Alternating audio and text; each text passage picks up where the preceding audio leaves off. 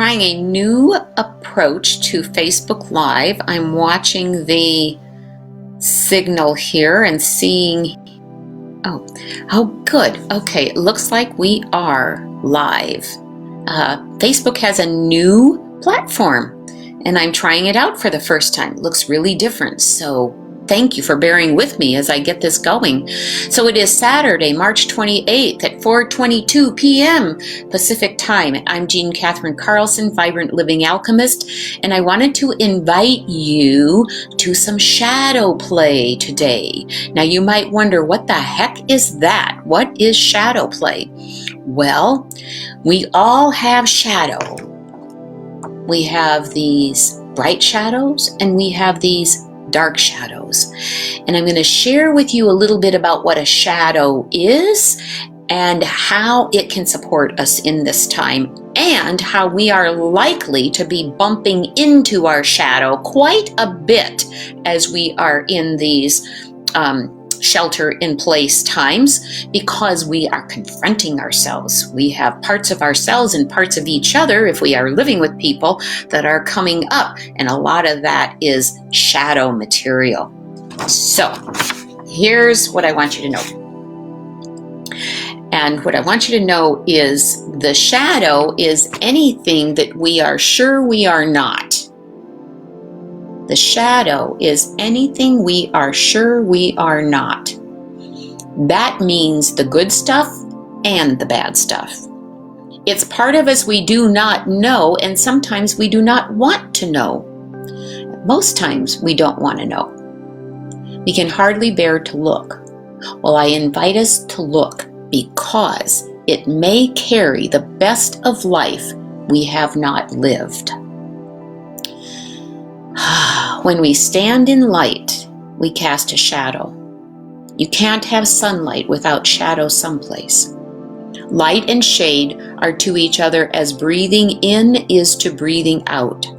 Some aspects of ourselves are in the light, visible to us and others, and other aspects, both positive and negative, are in the shadow, unseen by us, even when seen by others. How does that work? Have you ever had somebody tell you, well, but you're so brilliant, you're so creative. That's so amazing that you don't see that in yourself. That is a bright shadow. When we project onto other people and say, well, that person is the best XYZ, so who am I to step up and do that? So when we both admire and depreciate others, that quality is in us. Or let's say I get really annoyed with someone for being so selfish. I have an opportunity to see where the selfish shadow lies within me. And here's the gift of all this. The more we can recognize our shadow and welcome the shadow, it's a little bit like welcoming the gremlins that we talked about the other day. The more we can welcome our shadow and invite more and more of our parts to come up, to present themselves, to come up to the light, the more, when we're conscious of them, they don't catch us off guard as much. So, let's see what else. Oh, and our shadow is a reservoir of energy. So when I stop projecting out onto the world and claim it for myself, then I can be free to be who I am. So enough of that, of spouting off. I don't even know if this is working, so I am going, looks like it is. So who knows? All a new game for us to play today. And I am going to do some tapping with you. So let's just, if you've hand sanitized and you've washed your hands, do a little tapping, and we will tap on this shadow aspect. Oh, here's one more thing I want to share. We are in a global time of our shadow coming up. So there's personal shadow and there's collective shadow. We in the United States have been going through for the last 4 years, almost 4 years, a time of intense shadow coming up with the person in the White House. He has evoked and called up a lot of our deep, dark, nastier shadows, even around the shadow around greediness, the shadow around money. So there's been a lot that he didn't create it. We somehow collectively, I'm not saying we all voted for him, I'm not meaning that, I'm just saying that he personifies, he's like a symbol of a lot of the undercurrent swampiness of our collective lives, and a lot of that has come up. That is shadow. That is shadow work that we need to do collectively in this country, and then globally there is something else going on, and I am certain that it is part of our evolution. At any rate, it is shadow material. There are things coming up now that we would rather not look at, and truthfully, it's both dark and light. So I know that there's a lot of people who are offering so much hope in this time and calling us up to see with a different perspective, with love lenses, create a pandemic of love, be in that energy versus in the fear energy. So there's a lot of that coming up as well. That's the collective bright shadow. So there's shadow coming up collectively, and there's shadow coming up personally. And the more we can embrace that shadow, the more we are free to be who we are, because we're free from unconscious drives. So that's the big picture of it. Now let's just do a little bit of tapping, and a little bit of tapping on a lot of shadow. Because tapping on your karate chop, I think I started to say, if I didn't finish it, if you've hand sanitized, I will be tapping on my face. If you need to hand sanitize or wash your hands, please do. Take full responsibility for your well-being. And let's tap on this together. First of all, feel into yourself and just ask yourself, what are the so-called negative traits that I'd rather not see in myself, that I see in others? Just feel into that. See what comes up. Maybe nothing will come up, and that's fine. That's fine. And then on the other hand, close your eyes and feel into this question. What are some of the talents that you see in others that keeps you from using your talents in a similar area? What prevents you from showing up with your creativity? Because we are all creative. We're all uniquely designed and uniquely creative. So what are the things, what are the things people tell you, oh, you're so good at blah, blah, blah, that we discount? That's where the gold is. That's the bright shadow. So let's just tap on this a little bit and see where we go. It says food for thought. I'm planting seeds. Here we go. Tapping on the karate chop. Even though, repeating after me, even though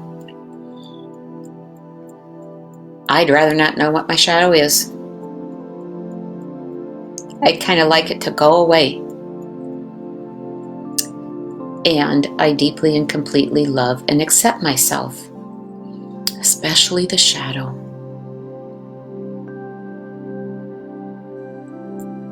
Even though I know I'm both light and shadow, and I'd rather not look at my shadow.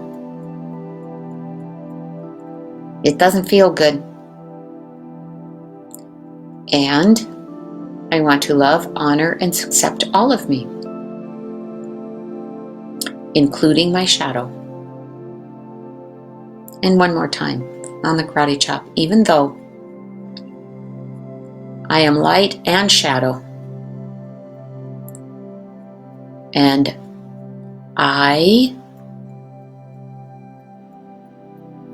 I'm willing to get to know my shadow, the bright and the dark, and love and accept all of me, including the shadow. Okay, just shake that out. Just feel into what's coming up for you around that. What is coming up for you around that? There can be a lot of emotion around this. So here we go on the beginning of the eyebrows. The things I'd rather not see in myself. Oh, hi, Holly. Thank you for joining me. I'm so glad you showed up, Holly, because the truth is I'm using a new platform and I wasn't sure if I was still on. So thank you for responding. Holly says I'm right on. So let's keep going here. On the outside of the eyebrows, I'd rather not look at what I don't want to look at. Under the eyes, it's hard to acknowledge the dark side of me. Under the nose and on the chin, and it's really hard to acknowledge the bright side of me. On the collarbone, I'd rather eat chocolate. I find all kinds of ways to distract myself. And on the wrist, but then that shadow pops up and catches me off guard. And on the top of the head. And these are times that I have an opportunity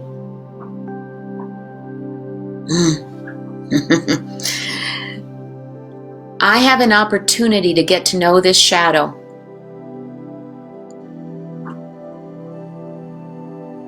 I have an opportunity, and under the eyes, to realize that that orange man in the shadowy office is not the problem. On the collarbone, well, he is, in a way. But he's not responsible for my shadow. Ah, that's what it is. He's not responsible for my shadow. I'm responsible for my shadow. And I can choose right now to take full responsibility for the shadow under the eyes, for the shadow in me, under the nose and on the chin, both the dark shadow on the collarbone and the bright shadow, and on the wrist. And I can declare right now,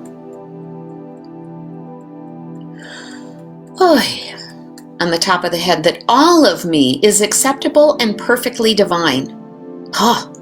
Let's tap into that. All of me, on the beginning of the eyebrows, all of me is acceptable and perfectly divine. On the outside of the eyebrows, all of me, light and dark, under the eyes, is perfectly acceptable and perfectly divine. Under the nose and on the chin.